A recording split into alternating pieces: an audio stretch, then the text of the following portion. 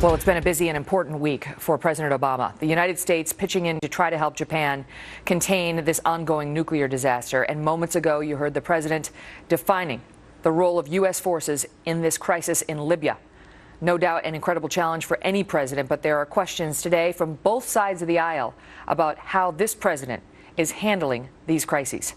Joining me now to discuss, Sam Bennett, the CEO of the Women's Campaign Forum, Andrea Tantaros, who's a conservative columnist and a Fox News contributor, and Crystal Ball, who's a Democratic strategist and a former Virginia congressional candidate.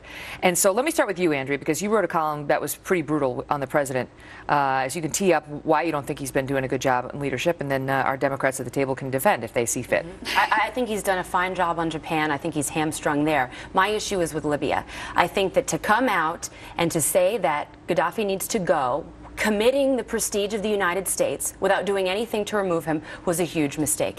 If he didn't want to get involved, if he didn't want a third war, he shouldn't have said anything. Now, we just hear this press conference. He goes out there, I mean, strong-arming them now. That was very tough talk. And I just think, the United States, I question, do they have the will for another war?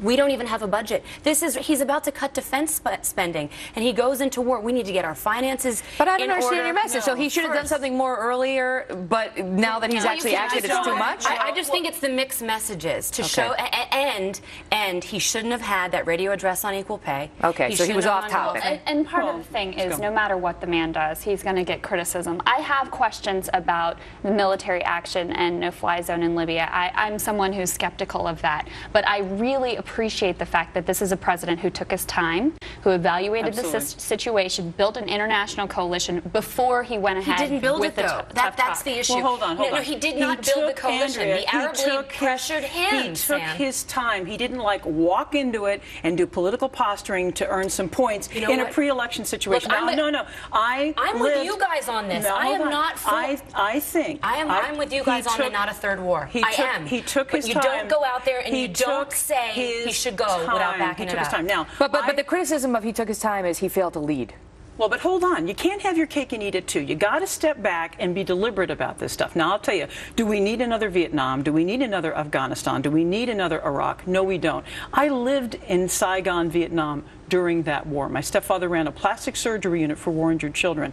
I saw firsthand the cost of war. Now, we don't know where this is going to go, but Obama earns an A++ in taking his time on this. But does the left give him an A++ on going into Libya? I don't much care if the left gives him an A++. What I care about is that he took his time as the most important leader of the world in making this final decision. And by the way, and I don't think this is going to be a partisan issue. I mean, it remains to be seen. Yeah, people are all over the board. I think I think the right is not going to give him an A++ for this either. I think that there is war fatigue in this country. They look at Libya, they say it's a fourth world country. What are we doing? Our interests, we don't have any interest except for well, there's some oil, but as our guest, as KT was pointing out, it's Europe's oil that comes out of Libya, not so much ours. Okay, I want to move on to this next thing. In Michigan, an interesting thing has happened. Two top Democratic officials, former Democratic County chairman and ex-operations director, are now facing felony charges. And it is a Democrat who is pursuing them, the county prosecutor, saying that they completely manipulated the run-up to the last midterms, trying to qualify fake Tea Party candidates on third-party ballot lines to try to siphon votes away from the real Tea Party candidates so voters would be confused. Welcome to politics. Listen, when I ran Get Out the Vote operations as a party chair in my district, in PA 15, one of the most important swing districts in this country, I got a postcard forwarded to me that was sent by the Republican Party saying, oh, by the way, Democrats, due to the unexpected high voter turnout, you don't have to vote on Tuesday, vote on Wednesday. This stuff happens on both sides of the aisle. Both sides of the aisle. I agree. Both sides There's of the dirty aisle. tricks, but these spoilers were dressed like Davy Crockett, swaddled in the American flag with a musket. Some class about them. Some of the ones they were putting on the ballot didn't even know that they were being put on the ballot. It's a felony. There's dirty tricks, and then there's criminal Oh, come acts. on. Okay, let's talk about Watergate. Well, you ran for office. You ran for office.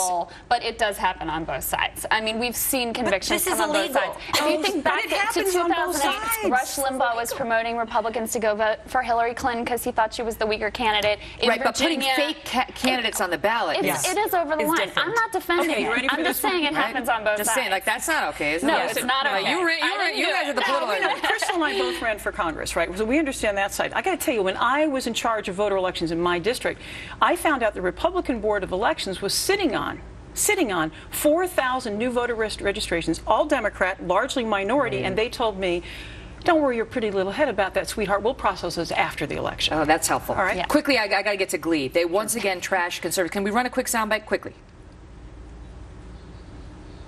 Stand by. Before we start, I would like to say I am not a witch. But I think it's fair to ask, do we have written proof that these kids were born in the United States of America? Andrea, once again, there they go. Meantime, they get awards for tolerance from GLAAD. It's a double standard. It's comedy. Glee is not a public service announcement. Come on. It's entertainment. It's entertainment. Well, they get an award for tolerance from GLAAD, but they're not tolerant of the conservatives. It was a I'm sorry, Megyn. I'm really sorry. I like tolerance for gays and lesbians, conservatives, liberals alike, but I don't see it for conservatives. It's about gay rights. It's about fiscal issues. And frankly, I didn't see a Joe Biden candidate. He's against gay marriage. So are a lot of other candidates. Hillary Clinton's against gay marriage. Why not do a Hillary Clinton